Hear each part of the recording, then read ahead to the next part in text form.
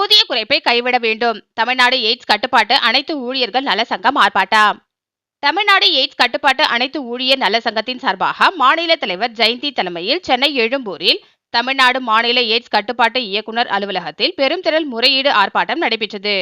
Tamil Nadu AIDS கட்டுப்பாட்டு திட்டத்தின் கீழ் ஆரம்ப சுகாதார நிலைய மையங்களில் பணிபுரியும் ஆய்வக ஆலோசகர்கள், ஆய்வக நுட்பனர்கள் 800 ஊழியர்களின் ஊதிய குறைப்பை கைவிட வலியுறுத்தியும் 4 ஆண்டுகளாக வழங்கப்படாமல் இருக்கும் 20% ஊதிய உயர்வை வழங்கிட கோரியும் ஆர்ப்பாட்டம் நடைபெற்றது.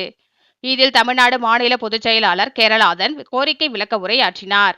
மாநில துணைத் தலைவர்கள் ஜெகஜோதி மற்றும் மீனா கருத்துரை வழங்கினார்கள்.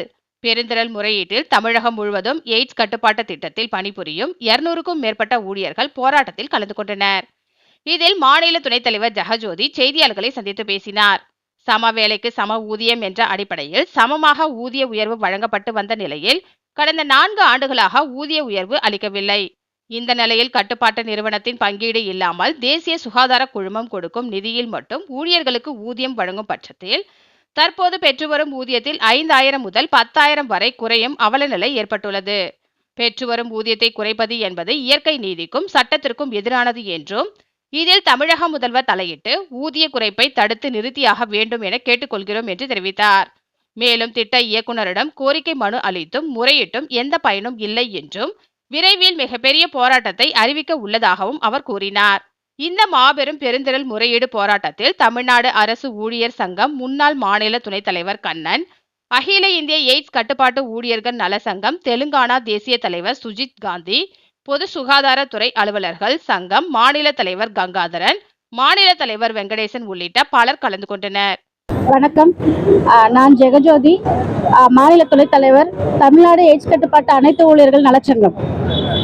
இன்றைய ஆர்ப்பாட்டத்தினோட முக்கிய நோக்கம் பார்த்தீங்க அப்படின்னா, கடந்த 20 ஆண்டுகளுக்கு மேலாக தமிழகத்தில் தேசிய எய்ட்ஸ் தடுப்பு திட்டத்தில் பணிபுரியும் அரசு ஆரம்ப சுகாதார நிலையத்தில் இருக்கும் ஊழியர்களுக்கு ஊதிய உயர்வோ ஊதிய நிலுவைத் தொகையோ எதுவுமே வழங்காமல் இந்த 4 ஆண்டுகளாக இந்த நிர்வாகம் எங்களை பேச்சுவார்த்தைக்கு அழைத்தும் எங்களுக்கு உறுதிமொழி கொடுத்தும் சமாதான உடன்படிக்கை கொடுத்தும் இதுவரைக்குமே எதுவுமே நிறைவேற்றாத பட்சத்தில் நாங்கள் ஊதிய உயர்வு வேணும் அப்படின்னு கேட்டு போராடிட்டு இருக்க சூழ்நிலையில் இப்போ ஊதிய குறைப்புன்ற ஒரு பிரச்சனையை கொண்டு வந்திருக்காங்க.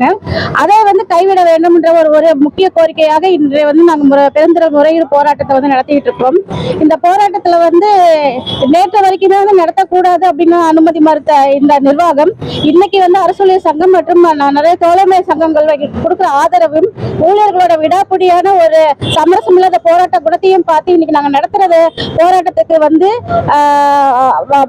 மதிப்பளித்து திட்ட இயக்குனர் அவர்கள் இன்னைக்கு எங்களுக்கு பேச்சுவார்த்தை கூப்பிட்டுருக்காங்க. நாங்கள் போய் எங்களோட கோரிக்கை மனுவை கொடுத்து என்ன பிரச்சனைன்றதை பேசணும். திட்ட இயக்குனர் அவர்கள் இப்போ தெரிவித்தது என்ன அப்படின்னா, இப்பவும் ஊதிய உயர்வு இல்லை அப்படின்ற விஷயத்த சொல்லலை.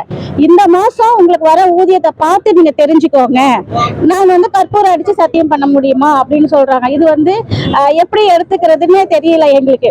ஒரு IAS அதிகாரி இத்தனாயிரம் ஊழியர்கள் நாங்கள் வாழ்வாதார பிரச்சனைக்காக வந்திருக்கோன்ற போது என்னால் முடிஞ்ச உதவிகளை செய்கிறேன்னு சொல்லலாம், இல்லை ஊதிய உயர்வு இல்லைன்னு சொல்லலாம்.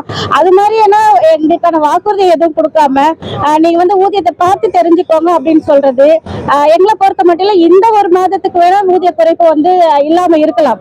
ஆனா இது அடுத்தடுத்த மாதங்கள்ல ஊழியர்களோட அமைதி எப்போ போராட்டத்தை அமைதியா விட்டு இருக்கும் போது திடீர்னு என்னைக்குன்னா ஒரு நாள் அமல்படுத்திடுவாங்க அப்படின்ற ஒரு புரிதலை தான் எங்களுக்கு கொடுத்துருக்கு. அதனால இந்த போராட்டத்தை நாங்க இதோட நிறுத்த போறது கிடையாது. அடுத்தடுத்த மாதங்கள்ல எப்பவும் திருப்பி இந்த ஊதிய குறைப்பு வரும் சமயத்தில் அதே போல இந்த 4 ஆண்டு கால ஊதிய உயர்வையும் நிலுவைத் தொகையும் எங்களுக்கு வழங்காத பட்சத்தில் நான் கண்டிப்பா அடுத்த கட்ட போராட்டத்தை இன்னும் வலிமையாக எடுப்போம். அதோட இப்பயே நாங்க அடுத்த கட்ட போராட்டத்தை அறிவிக்கிறதுக்கும் நாங்க தயாரா இருக்கிறோம்.